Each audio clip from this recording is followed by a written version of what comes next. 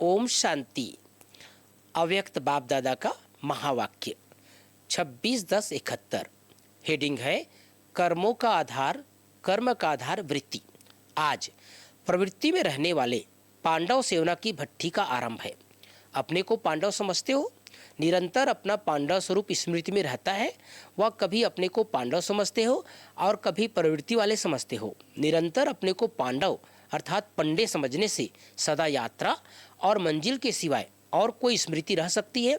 अगर कोई स्मृति रहती है तो उसका कारण कि अपना पांडव स्वरूप भूल जाते हो। स्मृति अर्थात वृत्ति बदलने से कर्म भी बदल जाता है। कर्म का आधार वृत्ति है।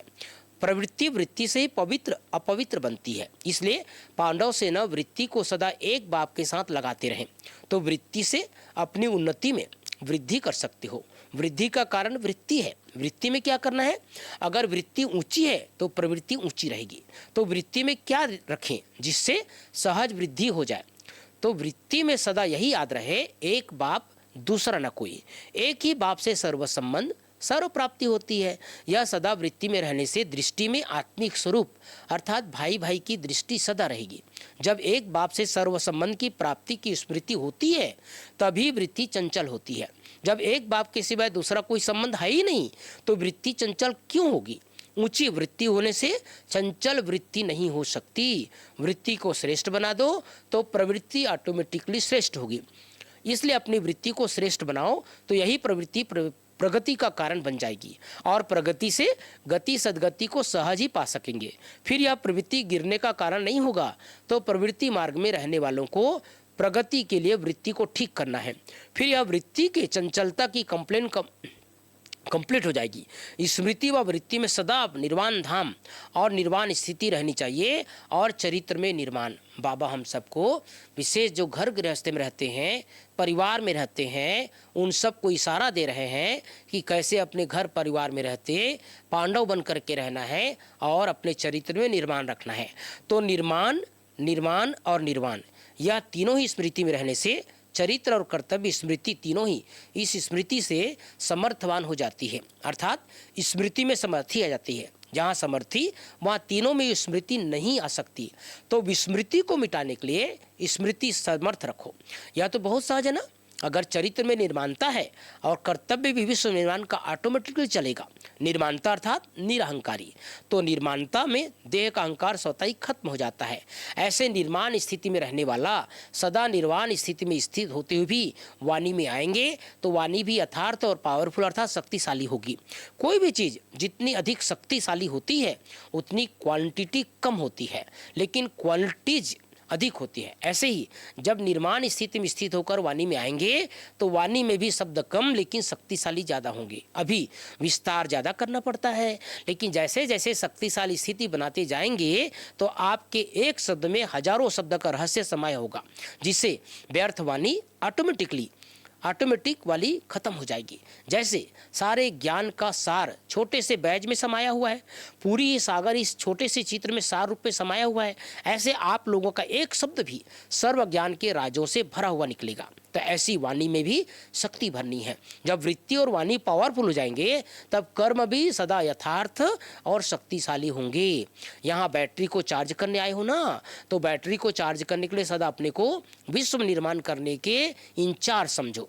अगर सदा अपने को इस सृष्टि के कर्तव्य के इंचार्ज समझेंगे तो सदा बैटरी चार्ज होगी। इस चार्ज से अपने को विस्मृत करते हो तभी बैटरी डिस्चार्ज होती है। इसलिए सदा अपने कर्तव्य को अपने को इंचार्ज समझो और फिर अपनी बैटरी चार्ज कर बार बार चार्ज चेक करो। तो कभी भी संकल्प और कर्म में आत्मा की स्थिति में डिस्चार्ज नहीं होंगे। फिर यह कंप्लीट हो जाएगी, कंप्लेन कंप्लीट हो जाएगी। यह भी कंप्लेन है ना, सभी से ज़्यादा यह कंप्लेन है। इसका कारण है अपने को सदा ऐसे श्रेष्ठ कर्म के इंचार्ज नहीं समझते हो। बाबा कितनी सुंदर बात हम सबको सुना रहे हैं। इंचार्ज और चार्ज का क्या भाव होता है उसका बता रहे हैं। इस पांडव की समझते हो, जो कर्म मैं करूंगा मुझे देख अन्य करेंगे, यह तो है ही, लेकिन यह स्लोगन और गुई रूप से कैसे धारण करना है वह समझते हो। इस पांडव की भट्ठी के लिए गुई स्लोगन आवश्यक है। वह कौन सा है? जैसे यह स्लोगन सुनाए ना, जो कर्म मैं करूंगा मुझे देख और करेंगे, वैसे जो निमित्त बने हुए आत्मा की वृत्ति होगी वैसा वायुमंडल बनेगा।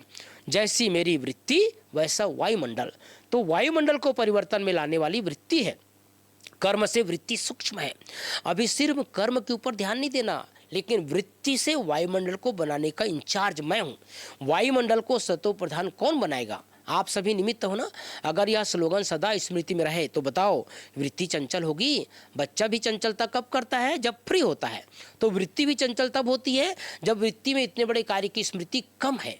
अगर कोई अति चंचल बच्चा बिजी होते हुए चंचलता नहीं छोड़ता है, उसका क्या साधन होता है? यही कंप्लेन होती है, अभी तक भी है। वृत्ति को याद व ज्ञान में बिजी रखने की कोशिश भी करते हैं, फिर भी चंचल हो जाता है। तो ऐसे क्या करना है? उसके लिए जैसे चंचल बच्चे को किसी न किसी प्रकार से कोई न कोई बंधन में बांधने का प्रयत्न किया जाता है, जैसे स्थूल बंधन चाहे वाणी द्वारा कोई न कोई प्राप्ति का आधार देकर अपने स्नेह में बांधा जाता है। उसको पहले चेक करो।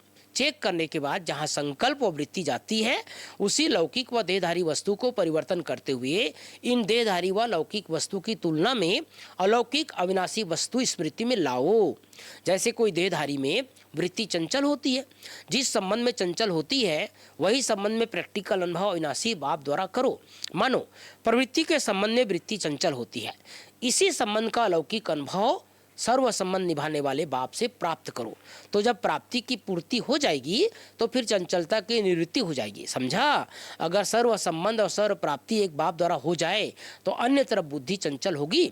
तो सर्व संबंधों से एक ही बड़े ते बड़ा बंधन यही है, अपनी चंचल वृत्ति को सर्व संबंधों के बंधन में एक बाप के साथ बांधो तो सर्व चंचलता सहज ही समाप्त हो जाएगी और कोई संबंध व प्राप्ति के साधन दिखाई नहीं देंगे। तो वृत्ति कहाँ जाएगी? अपने आप को ऐसे बांधो जैसे दृष्टांत प्रसिद्ध है ना, सीता को लकीर के अंदर बैठने का फरमान था।